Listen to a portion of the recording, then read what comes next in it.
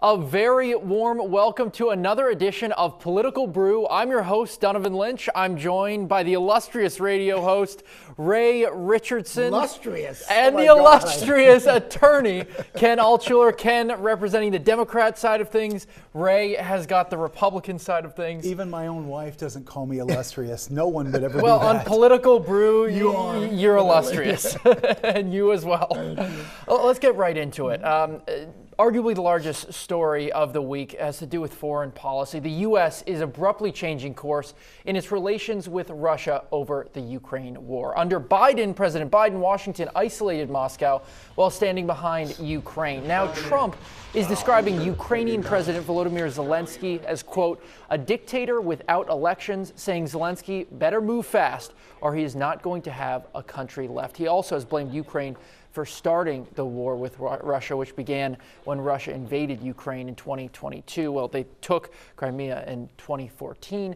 The U.S. is trying to lead negotiations to end the war. Ray, I want to start right off the bat with you. I want to go to the why. Why do you think the Trump administration is taking this very unusual route when it comes to U.S. foreign relations with Russia? Well, a couple of things. First of all, the Biden approach didn't work. They've been at war for 3 years. And the best estimates are 1 million Russians and 1 million Ukrainians have died.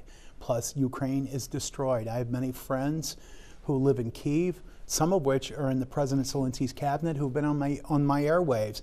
One of which was on the airwaves with me when they were bombing his backyard. So I'm intimately familiar with this. But the approach Biden took didn't work, and here we are 3 years later. I don't know that it's so much a policy change. I don't agree with President Trump on this part. Zelensky did not start the war. Putin amassed 150,000 troops on the Ukrainian border and invaded because Biden was weak and said, well, it depends on what kind of an incursion it is.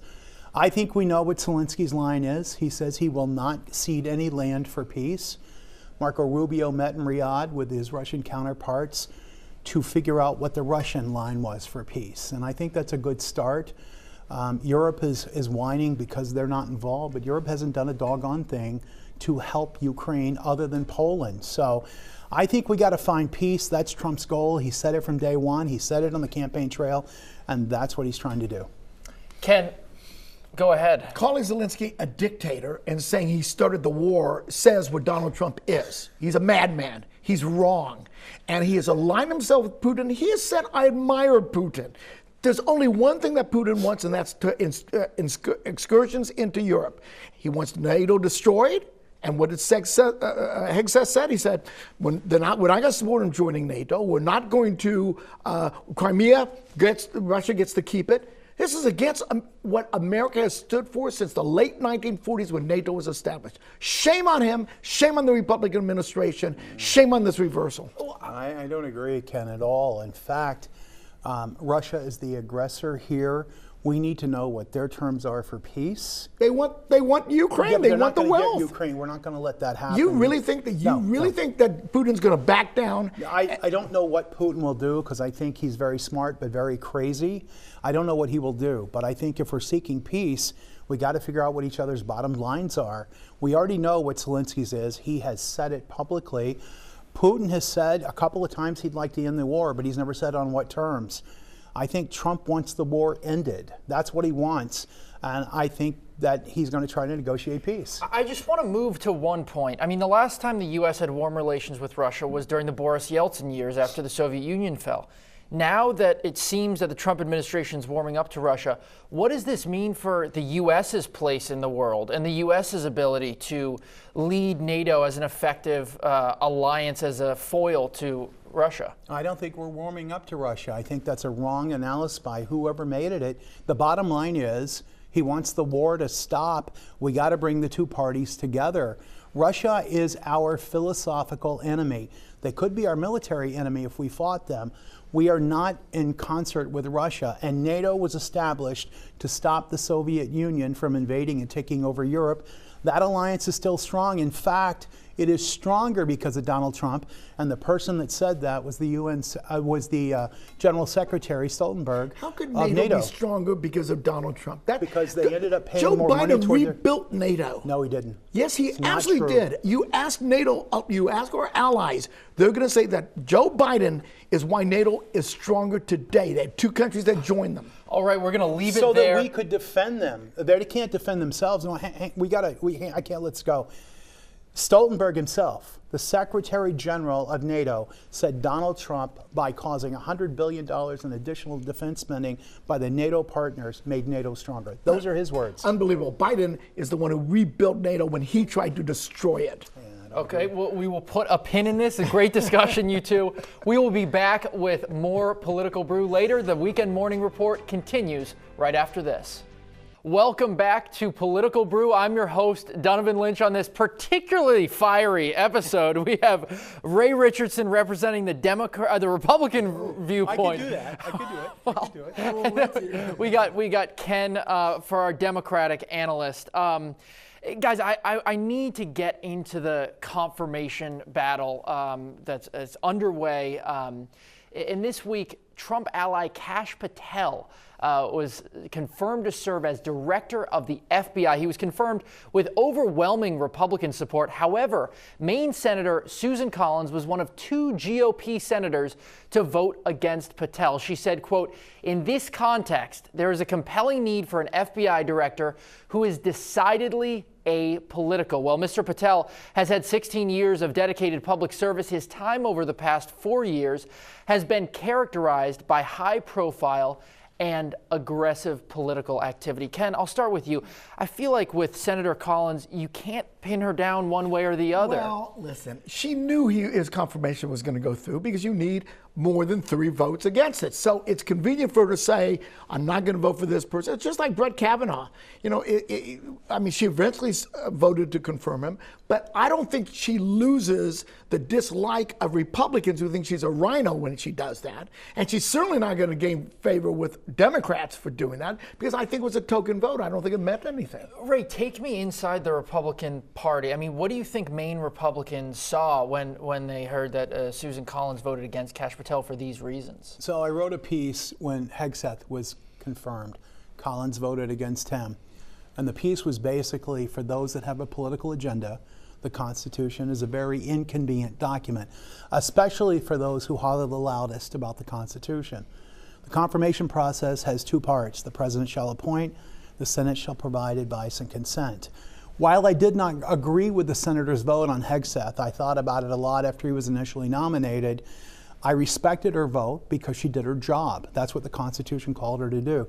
She did the same thing with Kash Patel. She brought up a valid reason. One I don't agree with, but it is a valid reason that if your FBI director is going to be a political animal instead of the director of the world's greatest investigative body, maybe you couldn't have him there.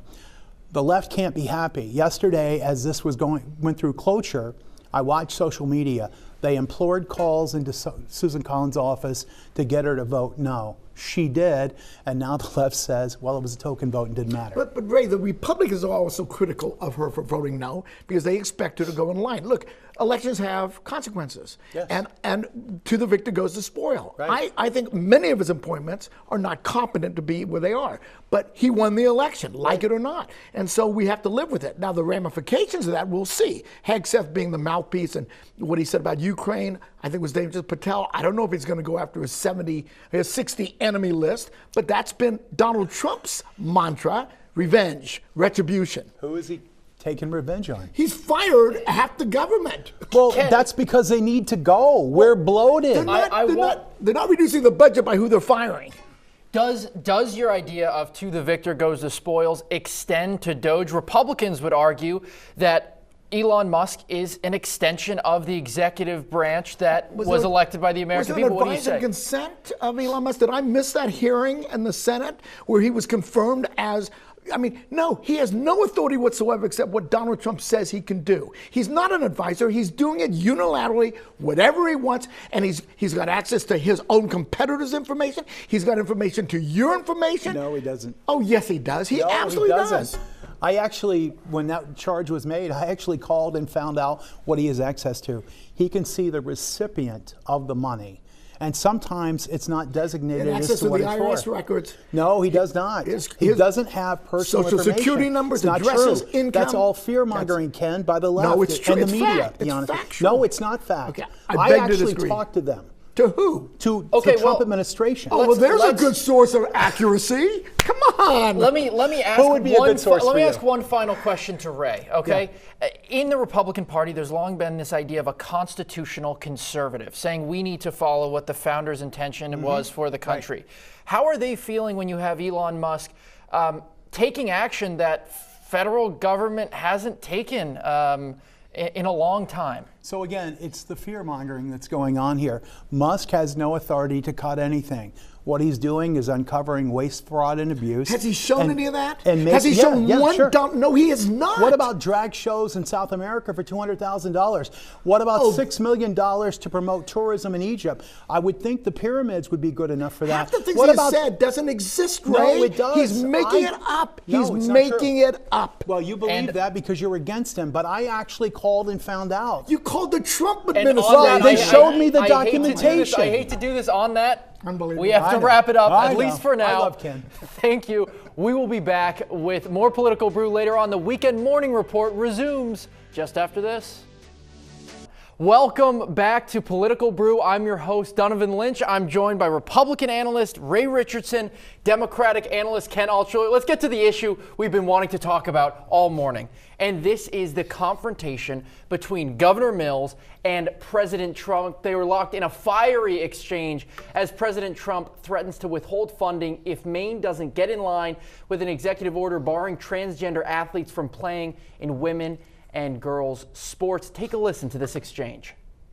Not going to comply with it? I'm complying with state and federal laws. We are the federal law. Well, you better do it. You better do it because you're not going to get any federal funding at all if you don't. See you in court. Every state, good, I'll see you in court. I look forward to that. That should be a real easy one. And enjoy your life after governor because I don't think you'll be in elected politics. Okay, I want to start with you. Very specific question, Ken. It's been said that this was the most forceful act of Democratic resistance to Trump that we've seen. How big of a deal was this for the Democrats? Well, considering we've seen no Democratic resistance yet, this is better than nothing, I have to say. And I'm glad I would have said more than that if I was there. I mean, first of all, President Trump is not federal law. Presidential orders are not federal law. Laws are passed by Congress, and money is released by Congress. So the president, ironically, is wrong for strict constructionists of the Constitution. I'm glad she stood up to him. And some of the headlines say, that Maine will not be intimidated. Some, of course, X has been making fun of Janet Mills, which is what X is known to do. But I think this is a start. If we could get more Democrats to organize together and stand up to them, particularly senators, Republican senators as well, then maybe there'll be a start to put an end to this nonsense. Ray, you've had a grin on your face for the last minute. He's always got a grin on his face. Well, yeah, it's true. I'm a happy guy. I'm married to the best gal in the world. How could I not be? True.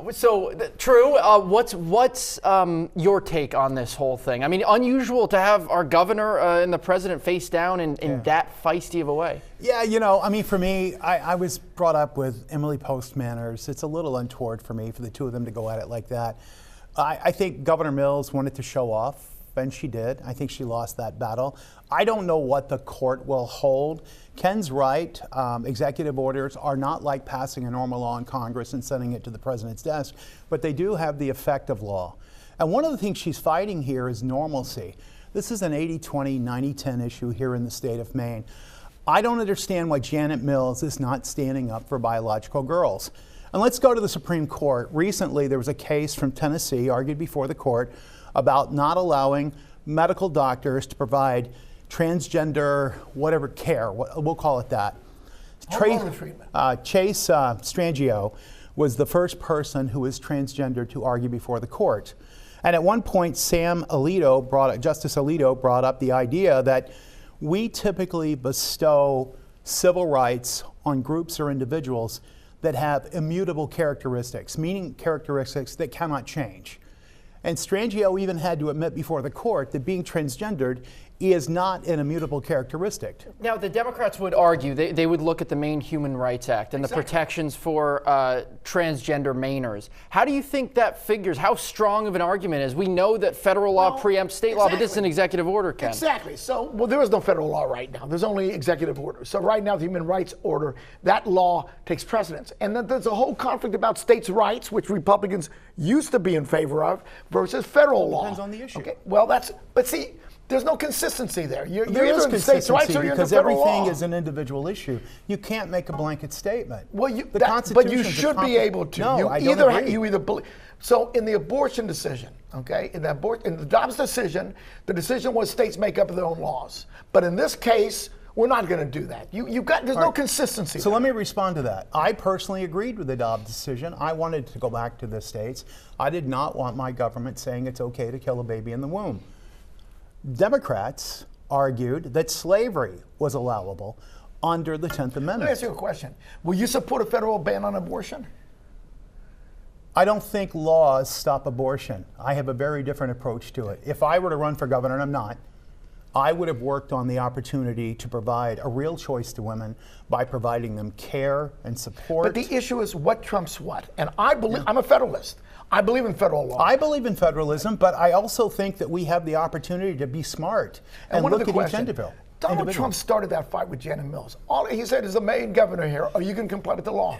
Well, and what did Mills say? I'll comply with the law. No, she said we'll follow Well, she said law. that's a compliance, right? Would you agree? But wasn't her answer neutral? She didn't. No, I don't think her answer was neutral at all. She what doesn't did you like want her to Donald say? Trump. She and Aaron Fry, why the hell he's the What attorney did you general, want her I to don't say know. to be polite? What did you want her to say? I would have said, had I been her, Mr. President, let's take this some other time. Well, you should have brought it up. But Okay, we will continue this conversation in just a moment. The Weekend Morning Report continues in a moment. Welcome back to your last cup of political brew on this Sunday. I'm your host, Donovan Lynch. I'm joined by Democratic analyst Ken Altshuler, Republican analyst Ray Richardson. It's hard to get you guys to even start talking in front of the camera because you're talking so much off the camera. Sure. There's a lot to talk about. We've been friends for We've been doing 25. this for a very long time. Right. And you have friends that cross the political spectrum, which is always why great we to can see. do this, because it's not personal. Absolutely. Well, I want to continue with this showdown, if you will, between Mills and Trump.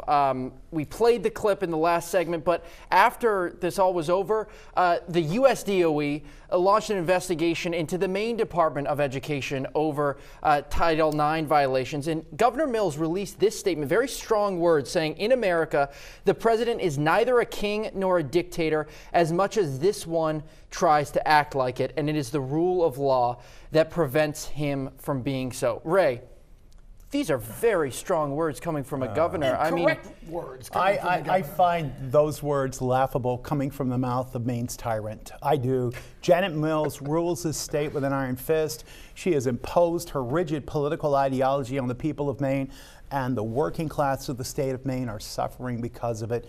She is a tyrant, and she will go down in history as Maine's first tyrant. Half the Democratic Party bucks her on several occasions. She is. And yet everything she wants, she gets, because they're afraid of her. Bill Nyman said in my studio 8 years ago, she's tough as an old barn nail. The problem for her was on Friday, she ran into a sledgehammer.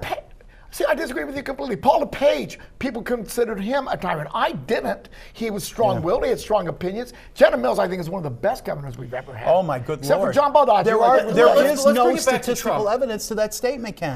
Children Children are dying in her oversight and care from DHHS, and no one says a word about it. DHHS. She is the governor of the state. She is the But you CEO of the delegate, government, not the governor of my life. You delegated. I want to bring it back to Trump. She won't I want to fire bring it him. back. I want to bring it back to Trump. The real tyrant.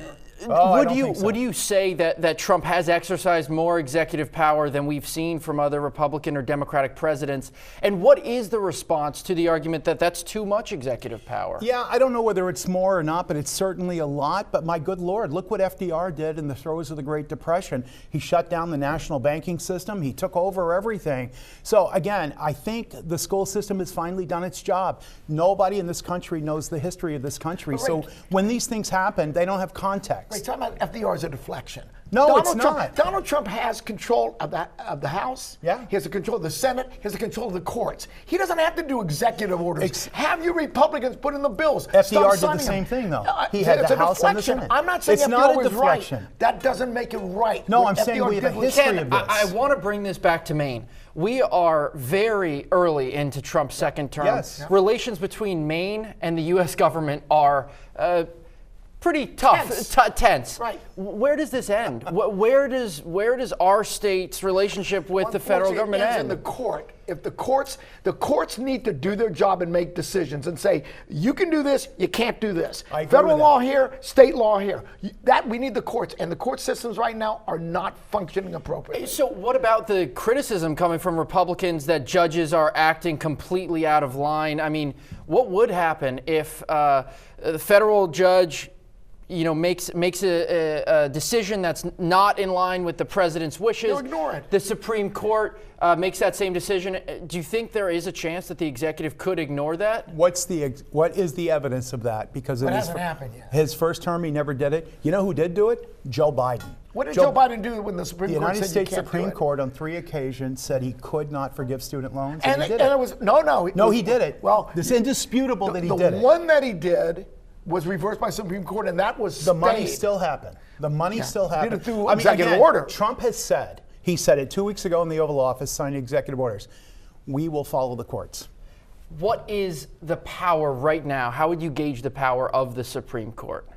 Well, I think it's I'm controlled by conservatives. I'm a little disappointed periodically with Amy Coney Barrett and Neil Gorsuch, but overall, I think it's a leaning right court. By no means is it a conservative court. Oh, how can you say that? I 6 just to did. 3 down the line, right? No, it's not true. There have been a lot of unanimous decisions that people don't hear about. Well, Let's not end this. important. Let's end this with winners and losers. I'll go to you first, Ken. Winners and losers. And I hate to say this, but Susan Collins, and not because she voted for candidates that shouldn't have been confirmed, although I think to the victor goes the spoils, but really for her stance on the indiscriminate firings and her attention to what Donald Trump is doing that perhaps he shouldn't be doing. The losers are the American public, who is once again now under the rule of a dictator, and until somebody stands up and stops him, we're going to go down into this democracy. We'll be dismantled just like he's trying to do our government. Ray? We finally have somebody who's standing up for the American people and saying this bureaucracy, this eternal bureaucracy,